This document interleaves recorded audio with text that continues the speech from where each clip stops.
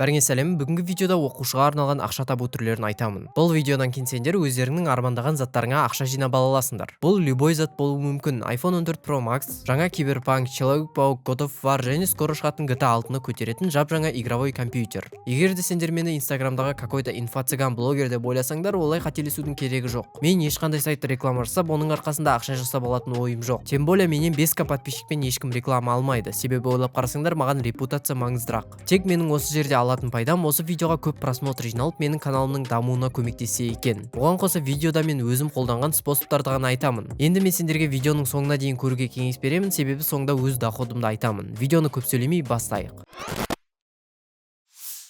Видео бастамастан бұрын ең банальный затты істеуді сұраймын. Алдарыңа мақсат қойыңдар. Бұл затты самолеттің ұшпай тұрып бортпроводник ремень тағуларыңды сұрағандаймен тең. Себебі мақсат қоймасаң, сенде ақша табуға мотивация болмайды. Мотивациясы құрсын, сенде тәртіп болмайды. Ал тәртіп болмаса, алысқа бармайсың. Біздің ақша табу деген самолетімізде турбуленттілік болса, сразу жарақат алып тоқтата саласыңдар. Бұл енді менің салыстырмалы түрде айтқаным. Ал мақсат қою үшін жай ғана қандай затқа ақша жинайтындарыңды шешіңдер. Сосын мен сендерге айтарым, саған бұл затты алғаннан қызығы ақша табу болады. Сондықтан да тезірек біз ақша табуды бастайық. Ең бірінші біздің оқушыға арналған оңай демей қойын, бірақ жақсы ақша табуға болатын способ бұл фриланс. Бірақ бұл способты жүзеге асыру үшін ең алдымен сендерге бір навыкты үйрену керек. Ол мысалы программирование, видеомонтаж, дизайнер болуы мүмкін. Даже бұл жерде қарапайым презентация жасаудың өзі навык бола алады. Негізі фриланс өте жақсы сфера, себебі сол арқылы бұрында керек емес навыктарды қазір ақшаға айналдыруға болады. Әрине ол фриланстың минусы конкурент көп болғаны соншалық сендер бастапқы уақытта аз клиент табасыңдар, немесе вообще таппауларың мүмкін. Сол үшін ондай болмаудың шансын аздату үшін біріншіден кірместен бұрын портфолиоға сендер өздеріңе фейк заказ жасау керексіңдер. Мысалы программист болсаң минимум 5 проект жасап, видеомонтажер болсаң әртүрлі темаларға минимум 5 видео жасау керексің. Екіншіден Қазақстандағы фриланс сервистардан бастамай қойған дұрыс.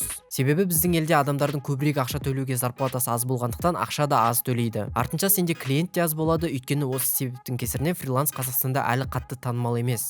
Сол үшін мен сендерге Fiverr деген фриланс сайтты кеңес беремін. Бұл мүлдем реклама емес, өйткені сайтта шетелдің адамдары болғандықтан шынымен де сендерге көп ақша төлейді. Бір минусы конкуренция өте көп, бірақ клиент бір рет тапсаң, сендер рейтингте көп болады. Сосын простой 1 минуттық видеоға сендерге $50 $80 дейін төлейді. Бұл ақша теңгемен 24 мыңнан 38 мың теңге. Еще бұл жерде сенің жасыңды, сенің дипломыңды және жұмыс істеу опытыңды сұрамайды. Сондықтан қазірден бастап клиент жинасаң, болашақта сен клиент көп жинап, ақшада көбірек табасың. Если что, менің ссылкамен регистрация жасасаңдар, саған ішіндегі курстарға 10% скидка береді. Және маған да кішкене ақша түсіп тұрады. Обычный реферальный ссылка. Енді екінші способтағы ақша табу түріне кеттік. Екінші способ контент жасау. Егерде толығырақ айтсам, саған YouTubeқа видео түсіріп, Instagramға контент жасап, немесе TikTokқа видео салып ақша табуға болады. Бұндай кезде сенің мақсатың жай ғана уақытысында качественный контент жасау. Яғни YouTube болса качествосы жақсы видеоларды аптасына бір рет салып тұру, Instagram болса жақсы контент жасап, Instagram аккаунтты дамыту, ал TikTok болса билей бермей норм контент жасау. Я негізі билеп видео түсірсеңдер де болады, бірақ ол контент негізі көп рекламодательдерді алып келмейді. Ол үшін сендерге танымал болу керек. Сондықтан да мысалы егер TikTok болса, сендер скетчтар, мемдар немесе пайдалы контент салсаңдар да болады. Бұл жағынан подписчик аз болса да рекламодательдерге өздеріңнің трафиктеріңді ұсына аласыңдар. Бірақ барлығынан жақсы TikTok емес, Instagram немесе YouTube. Instagramнан мысалы жай ғана фотолармен 15 секундтық видео салып отырып контент жүргізе аласыңдар. Солай рекламодательдерді қызықтырасыңдар. Тем более Instagramда рекламодатель өте көп, себебі ол социальный сетте бизнестің ортасы болып жатады. Бірақ оны қоя тұрып YouTube'да айтсам, сен YouTube'қа контент жасай бастасаң, ақша табатыныңа сенімді бола берсең болады. Тек саған жүктелген условияны орындасаң ғана болды, яғни 1000 подписчикпен 4000 сағат жинау. Содан кейін сенде әр видеодан ақша түсіп тұрады. Одан бөлек YouTube'да Instagramнан қарағанда серьезный рекламодательдер жазады. Салыстырмалы түрде Instagramда саған копия AirPods Астана деген аккаунттар жазса, YouTube'да саған HyperX, Samsung, Asus деген компаниялар жазады. Конечно, бұл жерде екіншісі көбірек төлейді. Енді үшеуін салыстырсақ, Instagramда подписчик жинау қиын, контент жасау оңай, рекламодательдер көп төлейді. TikTok'та подписчик жинау оңай, контент жасау оңай, бірақ ақша өте аз төленеді. Ал YouTube'да айтсам, контент жасау қиын, подписчик жинау тоже қиын, алайда осы екі соцсеттен қарағанда ең көбін осы YouTube төлейді. Бұл жерде өздерің вывод жасайсыңдар деп ойлаймын, бірақ бұл да оқушыға арналған ақша табу түрі. Енді келесі способқа кеттік. Үшінші біздің способ осы екінші способқа ұқсайды, бірақ бұл жолы сендер контент жасаған кезде монетизациядан емес, AliExpress'тің партнеркасынан ақша табасың. Яғни қараңдар, AliExpress'те EPN деген партнерка бар. Сразу айтайын, бұл реклама емес. Даже дәлел үшін EPN говно, ебаный хуйня полная оңай деп айта аламын. Енді сендіңдер деп ойлаймын. Осы партнерка арқылы посредник болуға болады. Оны сендерге мысал келтірейін. Көбің YouTube'тан топ 10 удивительных вещей с Алиэкспресса деген сияқты видеоларды көрген шығарсыңдар. Бұл видеолардың авторлары сендерге бір товарды көрсетіп, сол видеоның астына ссылка қойып қояды. Кейін егер де сен сол ссылкамен заказ берсең, авторға товардың проценті түсіп тұрады. Енді ойланыңдар, ол товарды заказ беретін адамдар өте көп. Даже менің Алиэкспресске қатысты видеоларымда осындай ссылкаларды көресіңдер. Оның үстіне бұл ссылканың Алиэкспресске де, авторға да, клиентке де зияны жоқ. Себебі клиент товарын алды, Алиэкспресс сатты, автор процентін алды. Барлығы бақытты. Сендер де сондай автор бола аласыңдар. Енді ол үшін жай ғана осы сайтқа вебмастер болып регистрация жасайсыңдар. Сосын YouTube'тан канал ашасыңдар, каналға Алиэкспресстегі заттар туралы 1-2 видео түсіресіңдер, озвучканы жасайсыңдар. Болмаса қазір озвучканы Google, Яндекс переводчиктардың боттары арқылы жасауға болады. Бірақ сендер жасаған озвучка көрерменге қызығырақ болады. Одан соң сондай қызықты видеолар түсіргеннен кейін EPN-ге өз каналдарыңды площадка қылып жібересіңдер. Ол үшін мои площадки дегенге кіріп, добавить площадку дегенді басасыңдар. Сосын бірінші жолға каналдарыңның ссылкасын қоясыңдар, екіншісіне Алиэкспрессті таңдайсыңдар, үшіншісіне YouTube каналы дегенді таңдайсыңдар да добавить площадку деп басасыңдар. Сосын проверка болады, площадканы қабылдағаннан кейін инструменты дегенге кіріп, deep link дегенді таңдайсыңдар. Одан кейін Алиэкспрессте ұнаған товардың ссылкасын копия жасап, астындағы жолға қоясыңдар. Ал үстіңгісіне өздерің осы товар екенін шатаспас үшін любой сөзді жазып қоясыңдар. Сосын сендерде бір deep link пайда болады. Енді осы получить партнерскую ссылку дегенді басып, астында сокращение дегенді басасыңдар. Болды. Одан кейін сенде дайын каналдың описаниясына қоюға рабочий ссылка пайда болады. Осы ссылкалармен ақша таба бересің. Енді біз ары қарай кеттік. Төртінші способымыз тоже социальный сеттермен қатысты. Бірақ осы жолы сендер өздеріңнің аккаунттарыңды емес, біреудің аккаунтын дамытасыңдар. Түсінбеген шығарсыңдар, қазір түсіндірем. Негізі қазіргі заманда SMM специалист деген мамандық бар. Ол не үшін керек және не қызмет атқарады? Ең алдымен қазіргі кезде бағана айтқанымдай көп бизнестер Инстаграмда жүріп жатқанын айтайық. Себебі ол клиент табудың бір керемет жолы, бірақ ол Инстаграмды басқаруға обычный бизнесменнің уақыты жетпейді. Сол үшін осы жерде Инстаграмға пост салуға, клиенттермен сөйлесуге, заказдар қабылдауға басқа адамдарды жалдайды. Ол адамды біз SMM-шік дейміз.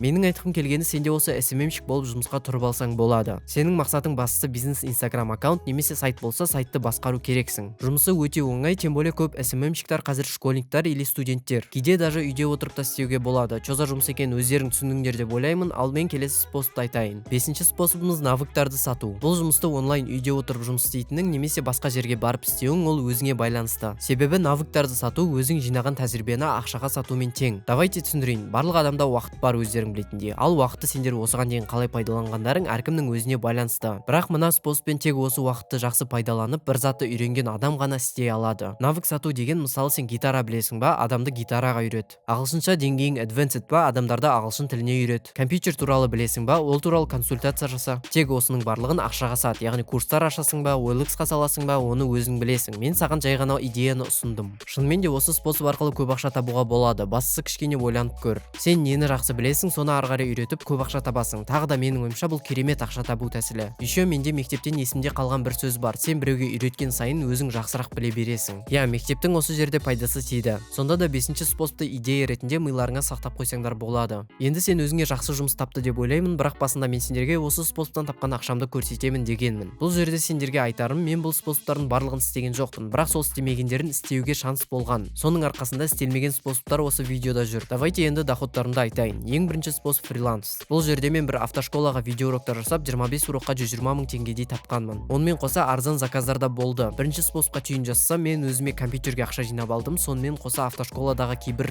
правилаларды үйреніп алдым. Екінші способ контент жасау. Осыған сендерге мына канал дәлел. Давайте қызық болу үшін сендерге монетизациядан айлық доходымды көрсетейін. Қалғанын өздерің санасаңдар да болады. Я өте аз, бірақ та каналдың размеріне сай. Үшінші способ Алиэкспресстегі партнерка. Маған аса көп ақша әкелмеді. Себебі менің Али туралы видеоларым көп просмотр жинамайтын. Одан нормальный ақша табу үшін 500-600 мыңдай просмотр жинау керек. Алайда оның өзінде мен 10-20 доллардай тапқан болатынмын. Бірақ та 500-600 мың просмотрды оңай жинау үшін ағылшын ютубына көшсеңдер болады. Бұл жерде просмотр жинау басқаларынан қарағанда оңайырақ. Төртінші способ SMM-шік. Бұл способтан мен вообще ақша таппағанмын, бірақ сондай жұмысқа кіруге шанс болды 16 жасында. Яғни мен жай ғана бір жұмысқа резюме жібергеннен кейін звоноктар жасаған болатын. Одан кейін білмеймін неге мен кездесуге бармадым. Ал бесінші способ навыктарды сату. Я, бұл жерден де мен вообще ақша таппағанмын. Бірақ маған осы монтаж жасауды үйретші, ақша берейін, компьютер құрастыруды үйретші, ақша берейін деп жазғандар бар. Сол үшін де мен осыны видеоға доход ретінде қостым. Қысқасы, менің ойымша сендер видеоның мағынасын түсіндіңдер деп ойлаймын. Ешкімді ешқашан ақшаға алдама. Егер видеоны до конца көрген болсаң, комментке жазып кет. Енді каналға тіркелуді ұмытпа. Осымен видео аяқталды. Давайте, короче.